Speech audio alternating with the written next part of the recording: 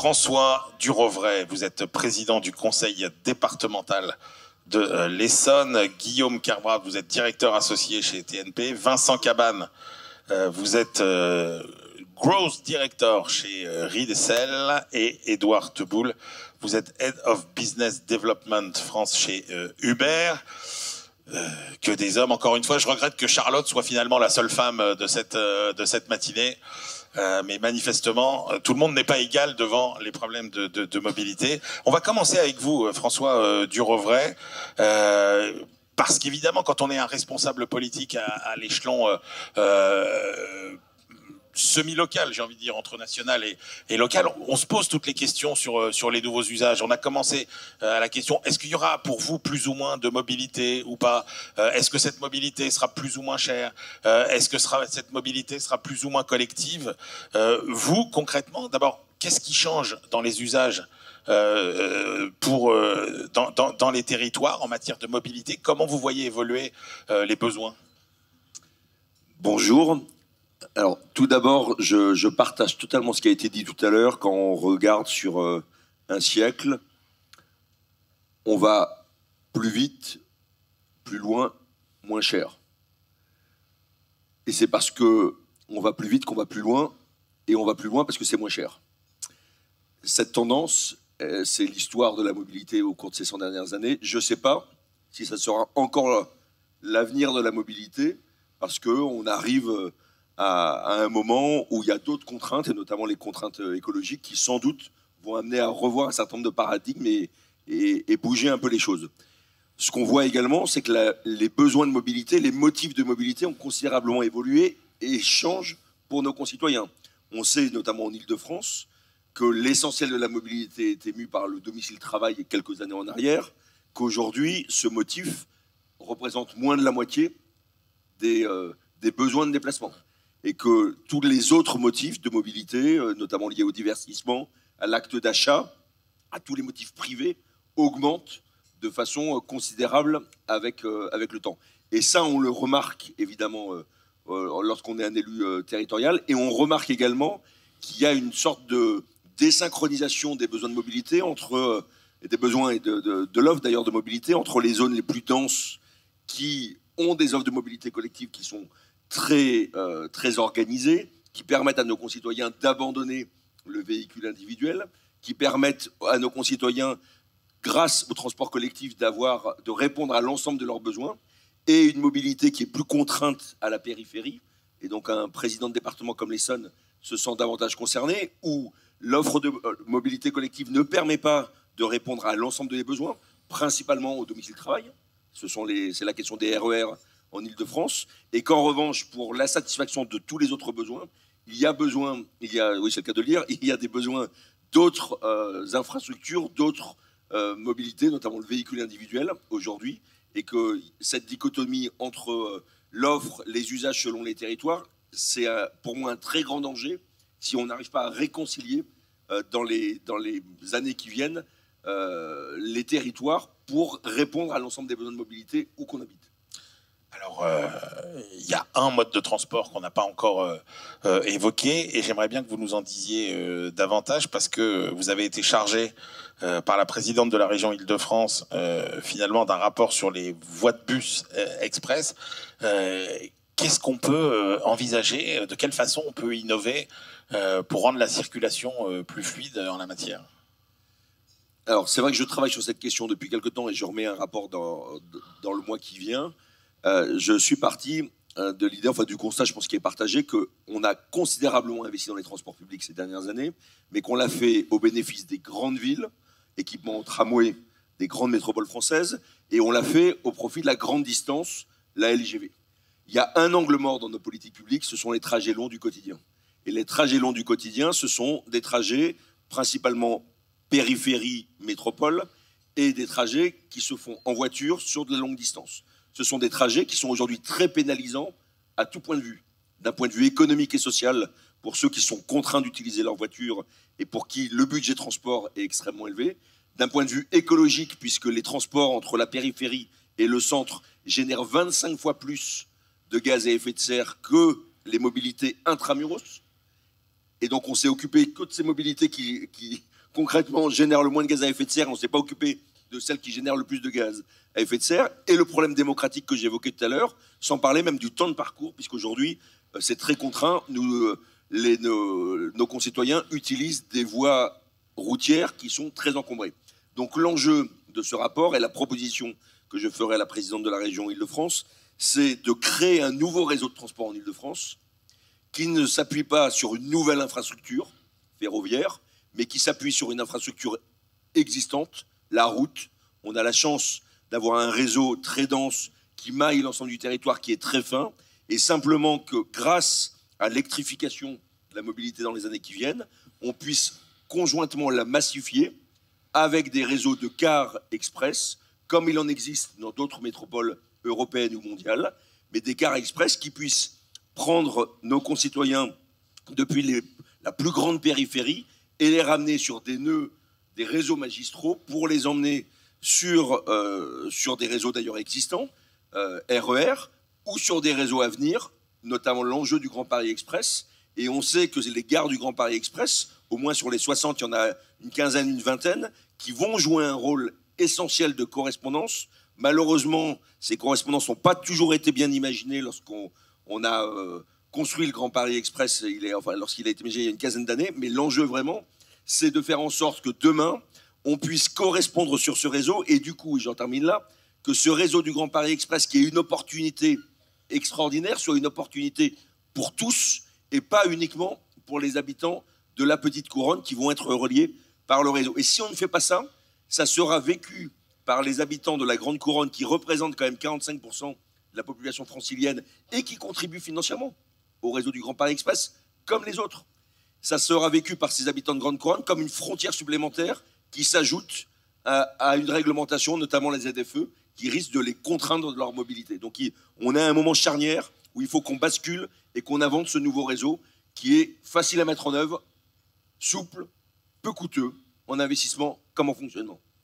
Alors, après les bus, Édouard Teboul, la voiture qui reste quand même au cœur de toutes nos solutions de transport. Chez Uber, comment vous envisagez l'avenir? Alors, j'ai envie de dire à la fois sur le plan technologique avec la décarbonation, etc., mais aussi sur le plan du service, puisqu'on peut voir que déjà la gamme des services Uber s'est considérablement élargie bien au-delà du transport de personnes. Comment vous voyez finalement votre rôle de solution se dessiner dans les années qui viennent? Merci pour la question. Et c'est vrai qu'on est un petit peu loin de l'univers de Charlotte là. Et on a deux grands sujets pour les utilisateurs et même pour les chauffeurs. Les utilisateurs, vous en avez parlé, il y a un enjeu de réduction de la pollution, de réduction de la congestion dans les villes. Un véhicule électrique, depuis sa création jusqu'à son utilisation, génère 3 fois moins de CO2. Et donc la pollution des villes est un élément très important. Et pour les chauffeurs, et là on revient sur le sujet de l'architecture de la mobilité, dès 2024, plusieurs municipalités ont annoncé que le diesel allait être interdit. Et peut-être 25, 26, mais c'est vraiment imminent. Et donc ça a généré chez nous, Uber, la nécessité de créer des nouveaux produits, des nouveaux usages, et de mettre le paquet sur la décarbonation.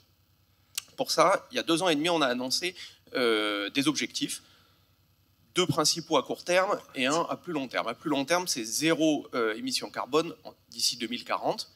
L'horizon est assez lointain, mais on a annoncé surtout 2 choses pour tout de suite. 2024, 0 diesel sur la plateforme. 2025, 50% de véhicules électriques. Et donc, on a dû créer des nouveaux produits, des nouveaux services, des nouvelles façons de faire. Je vais aller rapidement, mais 4 grandes initiatives. La première, c'est qu'on a essayé de réfléchir et on s'est dit, on va remettre en cause l'image d'Épinal de décarbonation égale plus cher, et on va se dire qu'on va créer un produit Uber Green, donc que hybride ou électrique, et ce sera le moins cher de tous les produits qu'on propose. Donc ça, c'était conceptuellement quelque chose de très nouveau et un effort très important de la part d'Uber. Et c'était quelque chose qui évidemment a beaucoup eu d'impact sur nos utilisateurs, puisque le prix est un élément évidemment très important sur Uber. Deuxième chose, c'est le sujet d'aujourd'hui, le fait de s'associer aux meilleurs partenaires français, nationaux, européens. On a des partenariats stratégiques avec des constructeurs, Renault, Nissan, Stellantis, Tesla. C'est mon équipe qui travaille sur ces sujets-là et c'est évidemment des gros efforts humains et financiers.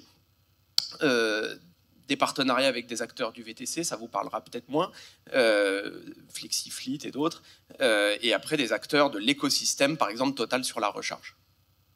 Troisième chose, une interdiction du diesel, parce qu'on a décidé de prendre des mesures nous-mêmes, et donc on a progressivement interdit l'enregistrement de nouveaux véhicules diesel sur la plateforme. Maintenant c'est interdit, donc le flux est arrêté, il reste le stock. Et enfin, et c'est le plus important, on a mis en place un plan de 75 millions d'euros à horizon 2025, avec un système de cagnotte qui est assez astucieux, 3 centimes du kilomètre payé par l'utilisateur, 3 centimes du kilomètre payé directement par la poche d'Uber, et on paye ces 6 centimes du kilomètre à chaque fois qu'un chauffeur veut acheter un véhicule électrique pour l'accompagner. À peu près au bout de 3 ans, ça ferait entre 4 et 5 000 euros par chauffeur. Et donc, c'est décarbonation, ok. Et donc, moi, en tant que client, parce que ça, ok, mais moi, en tant que client, pour le moment, ma vie, elle n'a pas changé, là. Est-ce que ma vie de client va changer? Est-ce que vous allez vous insérer dans des solutions de transport plus larges? Qu'est-ce qui va arriver à mon expérience à moi? Alors, votre vie, elle a déjà changé, parce que depuis 3 ans, quand j'ai rejoint Uber il y a 3 ans, il y avait 85% de véhicules diesel sur la plateforme. Ouais, mais moi, je m'en fous, ça. Moi, je veux être transporté. Bah oui, mais... en tant que service, qu'est-ce qui va se passer? Alors, bon, s'il y avait 85%, maintenant, il y a 35%. Ouais. Donc, peut-être que vous vous en moquez, mais tous les gens qui respirent la pollution... disons que je suis un peu moins rigoureux que Charlotte, voilà, qui, elle, veut des trucs green tout le temps. Mais bon, la pollution des villes et tout ça, c'est quand même des solutions. Non, mais vous voyez ma question. Important. Vous voyez ma question, évidemment.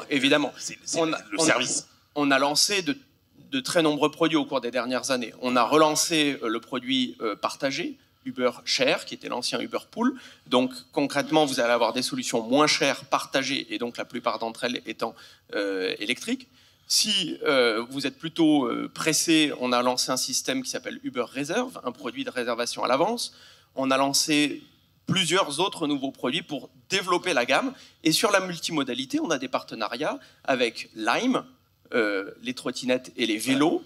Et on a un partenariat avec CityScoot, si vous aimez le scooter. Comme ça, la multimodalité est un sujet aussi qui nous porte chez Uber.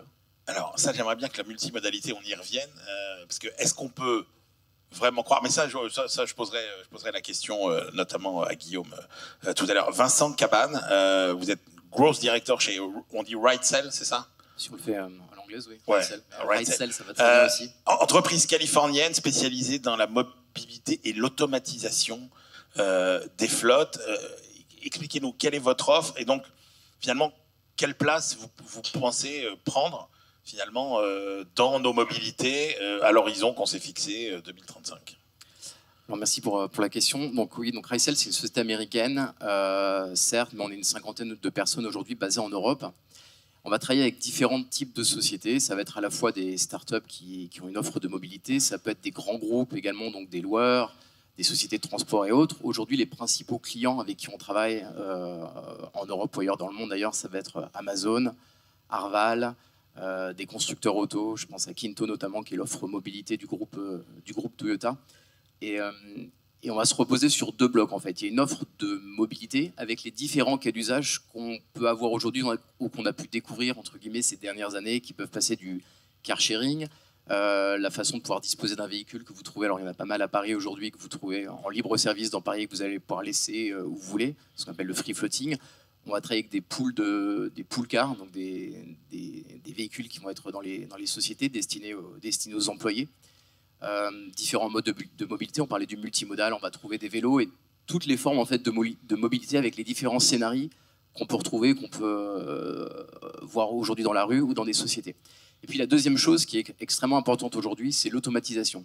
Pourquoi? C'est que tous ces assets qui coûtent cher, et je pense notamment à un véhicule immobilisé, c'est un véhicule qui ne rapporte pas d'argent.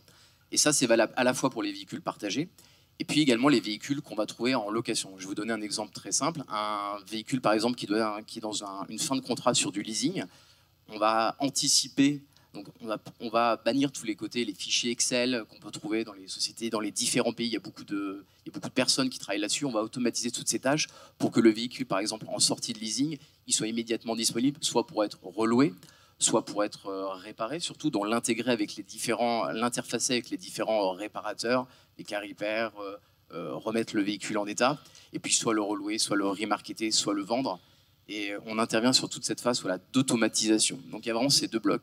Et puis le troisième bloc qui est un petit peu plus j'ai envie de dire un peu plus futuriste, en ligne avec le 2035, c'est travailler sur toute la data, la collecte de data, d'informations et des cas d'usage pour le véhicule autonome. Donc on a une équipe dédiée également à Milpitas, qui est pas très loin de notre siège à San Francisco, qui travaille sur ces nouvelles mobilités à venir. Alors, vous avez tous en filigrane esquissé finalement cette idée de multimodalité, c'est-à-dire qu'en gros, pour aller d'un point A à un point B, on utilisera plusieurs modes de transport.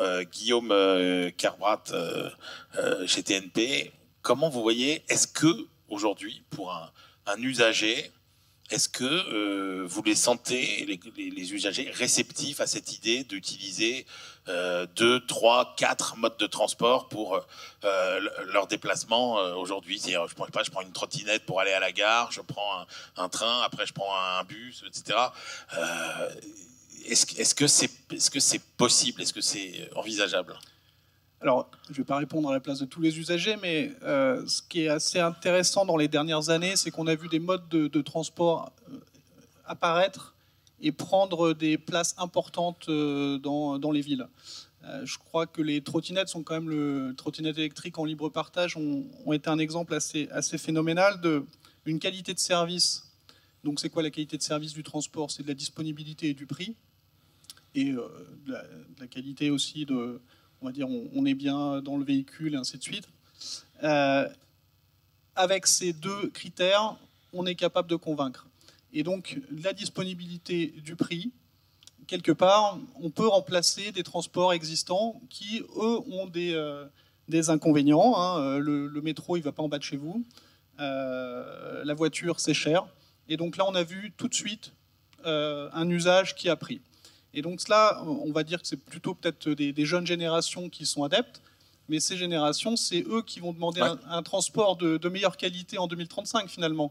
Et donc là, qu'est-ce qu'elles vont avoir en service disponible? Du VTC, pourquoi pas un peu de véhicules un petit peu plus autonomes. Et donc eux, ils seront habitués déjà à payer à l'usage et à plus être propriétaires. Alors la propriété, on est déjà un petit peu sur la fin. Hein. Ça coûte tellement, ça coûte cher. Mais aujourd'hui, finalement, qu'est-ce qu'on veut avoir? C'est de la disponibilité. Pourquoi on a sa voiture qui dort dans son parking finalement toute la journée pour pouvoir s'en servir le week-end? C'est pour pas aller chez un loueur et pas avoir un parcours client finalement un petit peu complexe. On n'est pas sûr d'avoir la voiture, on ne sait pas à quel. Non mais archaïque, dites-le. Il n'y a pas plus archaïque aujourd'hui que la location de voiture. En tout cas, on souhaite payer, on paye pour avoir la certitude d'avoir un véhicule disponible. Et justement, archaïque, je ne sais pas si c'est le terme, mais en tout cas, ce qui est clair, c'est que l'expérience client, elle va devenir au cœur de la conviction pour le nouveau consommateur. Et c'est là où un Uber, un Ridecell se positionne, avec des capacités justement de digitalisation. Les apps, on en parle assez peu, mais aujourd'hui, tout se passe là. Avoir la capacité de développer une app rapidement interconnectée avec d'autres types de services de transport, c'est là où ça va se faire. Et derrière, si vous arrivez à convaincre l'usager qu'il n'y a plus besoin d'avoir une voiture 80% du temps dans son parking, et ben là, ils pourront payer. Et en plus, au passage, ça sera moins cher. Parce que c'est ça la Alors réalité. justement, ça c'est le nerf de la guerre. Peut-être rapidement une réponse chacun. On a déjà une idée de la réponse à la question, est-ce qu'on va se déplacer plus, moins ou autant qu'avant? Est-ce qu'on va se déplacer pour plus cher, pour le même prix ou pour moins cher? Rapidement. Chez Uber, on va Édouard certainement plus se déplacer, en tout cas. Là, on n'est pas loin de 1 million de trajets par heure entre Uber et Uber Eats dans le monde. Donc, c'est quand même assez important. Et probablement, on va se déplacer avec beaucoup plus d'options. Et il y aura des options moins chères et quelques options plus confortables, plus sûres et plus chères. Vincent Cabane, on va se déplacer pour moins cher. Je ne sais pas si forcément pour moins cher, je l'espère, mais en tout cas, il va falloir gérer tout ça parce qu'il y aura de plus en plus de personnes et plus en plus de véhicules et pas forcément que des voitures. D'ailleurs, on parlait tout à l'heure des vélos, des trottinettes et autres. Donc tout ça, il va falloir les agréger, pouvoir les traquer, les suivre, les réparer. Donc les gens qui... En fait, c'est ça aussi dans les nouvelles mobilités.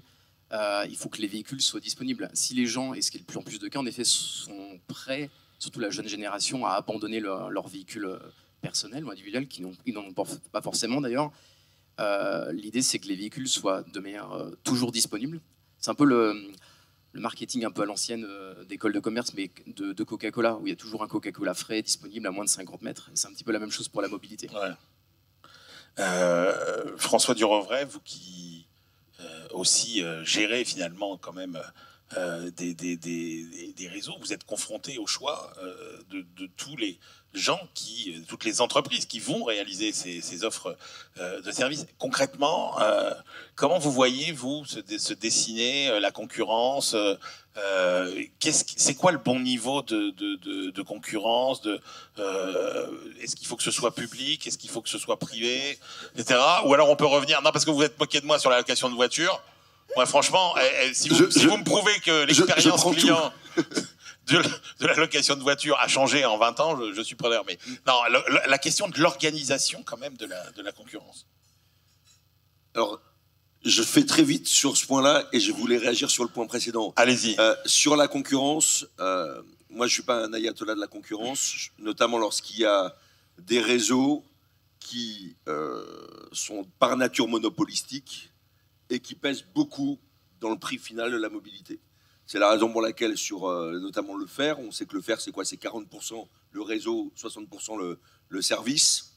La question de la concurrence peut se poser. Après, on voit très bien qu'on est dans un monde qui évolue beaucoup, où lorsqu'il n'y a pas de concurrent, alors il n'y a rien de pire qu'un monopole privé, mais même un monopole public a des fois du mal à se remettre en cause et regarde ses propres problèmes avant de regarder les solutions qu'il peut apporter à ses usagers ou à ses clients. Et donc la question de la concurrence me semble être plutôt un sujet derrière nous aujourd'hui. Il faut qu'on y aille, et on voit que la concurrence, ça permet d'augmenter l'offre, ça permet de maîtriser les prix, ça permet d'avoir des propositions nouvelles. On a vu là, notamment que sur le nord de la France, sur le faisceau d'Amiens, la SNCF avait été capable de renouveler son offre dans le cadre de la mise en concurrence, ce n'est pas la région des Hauts-de-France, et je pense que c'est stimulant et c'est très bien. Bon, et encore une fois, je ne pense pas qu'il y ait vraiment beaucoup de débats, en dehors de quelques élus qui ont des orientations politiques très arrêtées. Sur l'autre sujet sur lequel je voulais réagir, c'est que l'intermodalité, aujourd'hui, elle est extrêmement complexe pour les usagers et les clients. C'est une expérience qui est très mal vécue. Quand vous êtes aujourd'hui, je suis désolé de reprendre l'exemple de l'Île-de-France et d'un usager qui vient de la périphérie, lorsque vous devez enchaîner la dépose du gamin à l'école, puis le bus, puis le RER, puis le métro, puis le bus, vous êtes quasiment sûr que vous aurez un incident dans la journée. Et donc, l'enjeu essentiel de l'intermodalité, c'est qu'on n'ait pas à se poser la question de la disponibilité et de la qualité. On réussira à basculer, à ce que nos concitoyens basculent sur un environnement totalement différent à partir du moment où on répondra à ces deux critères, d'où l'importance de la fréquence. Et moi, je me réjouis que la SNCF, effectivement, ait changé de paradigme et se dise qu'il y a un coût marginal pas loin de zéro. Et donc, on fait de l'offre pour pas que les gens aient à se poser la question. Est-ce qu'il y a des villes qui vous paraissent emblématiques un peu dans la réussite de ça? Moi, je pensais à Madrid, par exemple, où ils ont effectivement, avec plus de fréquences, etc., réussi à développer... Oui, alors, je suis pas un grand spécialiste international, et enfin, je m'intéresse évidemment à ces sujets-là. Et il faut qu'on regarde à l'international. Madrid, il y a évidemment, notamment sur le sujet qu'on évoquait tout à l'heure, des cars express, mais il y a d'autres villes en Europe qui ont développé ces réseaux. Il faut regarder sans doute du côté de la Suisse, où la Suisse a consacré des moyens publics importants sur la longue durée, quelles que soient les alternances politiques, où il y a eu des investissements qui ont été portés et qui sont extrêmement intéressants et qui permettent justement même, j'allais dire, c'est sans couture, y compris dans l'aménagement urbain. C'est-à-dire que vous descendez, vous sortez de la gare, il n'y a pas de portique, il n'y a pas de quai, il n'y a pas de... Enfin, c'est extrêmement fluide. Et il y a un autre élément qui me semble important, et là je me réjouis que le gouvernement s'en saisisse, c'est la question de la carte du support qui permet d'avoir accès à l'ensemble des mobilités. J'espère qu'on va créer cette carte que j'appelle France Mobilité. Je sais que le ministre des Transports a lancé un hackathon au début du mois de mars sur le sujet, qui s'empare de cette question-là. Et c'est indispensable que demain, tous les Français puissent avoir avec une même carte, accès à l'ensemble de l'offre, quel que soit le territoire où on se situe, c'est une formidable promesse. Ouais. Et c'est la capacité, justement, de faire en sorte qu'il y ait le moins de coutures possible. Édouard Teboul, chez Uber, pour revenir quand même sur l'importance des aspects réglementaires, sur la qualité et le confort de l'offre, vous qui êtes habitué finalement à vous confronter, j'ai envie de dire, à toutes les autorités de régulation du monde entier, comment vous faites d'abord pour vous adapter à ces contraintes, et puis est-ce qu'il y a là encore une fois, des bonnes pratiques, des bonnes régulations qui seraient finalement, qui pourraient servir de modèle? En tout cas, nous, ce qui est certain, c'est qu'on a vu un changement de régulation phénoménal depuis notre lancement il y a un peu plus de 10 ans et maintenant. Il y a eu une loi en fait qui est venue régir le système VTC pour faire converger ce secteur vers le taxi en termes d'organisation. Ça s'appelle la loi Grand-Guillaume depuis 2018 et donc maintenant il y a un accès à la profession qui est extrêmement difficile. D'aucuns disent peut-être même plus difficile qu'au taxi. Et donc chez nous, au début évidemment, il a fallu s'adapter à court terme. Maintenant, on a lancé quand même des nouveaux services, des nouveaux produits, parce qu'on a une demande en augmentation, une offre qui est un petit peu capée en termes de nombre de chauffeurs. Et donc, peut-être vous avez mal vécu certaines expériences où c'était difficile d'avoir une voiture, mais maintenant on a des nouveaux produits, de la réservation à l'avance. On vient de lancer les taxis. C'est quand même un peu une révolution pour nous. Vous pouvez commander un taxi sur l'application Uber à Paris. C'est pas mentalement facile à réaliser. Et d'autres services avec un niveau de voiture, un niveau de qualité de service supérieur, confort, berline, etc. Je ne vais pas vous citer tous les produits, mais ça va sur les questions, je pense, d'offrir des services de mobilité, un bouquet de mobilité, de la trottinette jusqu'au van, pour pouvoir traiter la plupart des cas d'usage de ces trajets un peu de taille moyenne et intermédiaire, beaucoup de trajets banlieue Paris en particulier, et décongestionner et dépolluer le transport, notamment en Ile-de-France. Vincent Cabane, chez Ride-Sell, on parlait des aspirations des consommateurs, ce dont ils ont envie, ce qu'on peut faire pour leur simplifier la vie. Vous êtes un spécialiste de l'automatisation. Est-ce que les usagers sont prêts pour une automatisation beaucoup plus poussée que celle qu'on connaît aujourd'hui, qu'on accepte, par exemple, dans les métros sans conducteur, etc. Mais jusqu'où on peut aller? Qu'est-ce qui est acceptable? Alors, ouais, c'est une bonne question. Alors, je reviens peut-être sur un fait. Vous parliez tout à l'heure de la location de voitures. C'est vrai qu'il y a encore un... Je ne fais référence à aucune mauvaise expérience personnelle, bien évidemment. Non, mais on l'a tous vécu, la difficulté avec le récupérer les papiers à l'aéroport, etc. Maintenant, je trouve que c'est un des secteurs aussi qui, alors, c'est l'expression un peu start-up, mais qui est vrai, qui se disrupte le plus, parce qu'ils essayent de plus en plus de changer justement ces moyens de louer la voiture, de le faire de manière sans couture, avec son téléphone, etc. Et c'est souvent les clients, et du coup, ça fait écho à votre question, qui sont peut-être réticents, eux, quand ils ramènent leur voiture, à se dire mince, je vais peut-être devoir payer un dégât que j'ai pas fait et autres parce que je n'ai pas vu une personne au comptoir. Et je fais un parallèle avec ça. Ces nouveaux usages, c'est plutôt l'adoption des utilisateurs. C'est exactement la même chose quand on a eu le sans contact, par exemple sur notre carte bleue. Ça fait des années que le sans contact, le logo de sans contact existait et très peu de personnes, par peut-être la nouvelle génération, utilisaient le sans contact. Il a fallu qu'il y ait le Covid et la pandémie pour que ça devienne quelque chose de basique, comme payer avec son téléphone qui devient de plus en plus diffus, c'est exactement la même chose. Donc nous, côté technologie, on se doit, comme chez Uber d'ailleurs, d'être irréprochable en fait, pour que demain les gens aient ce qu'on appelle l'expérience utilisateur parfaite et de plus en plus adopter ces nouveaux modes de mobilité ou autres. Guillaume Kerbrad, pour conclure cette table ronde, est-ce que finalement tous ces nouveaux usages qui vont de pair avec tous les nouveaux business models qu'on a évoqués, est-ce que quand même tout ça pose un défi en termes de rentabilité? Est-ce que tous ces nouveaux business models finalement sont rentables? Alors, ils devront l'être, parce que juste pour un chiffre, l'année dernière, la mobilité, ça a été 11 milliards d'investissements. C'est un secteur qui draine le plus dans le monde.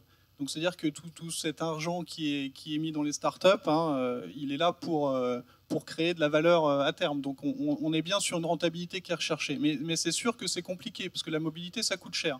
Sans parler là, des hélicoptères autonomes qu'on va voir arriver, hein, on ne sait pas quand, mais rien qu'une voiture avec un véhicule décarboné, c'est 7 000 €, 8 000 € de plus qu'un véhicule traditionnel thermique.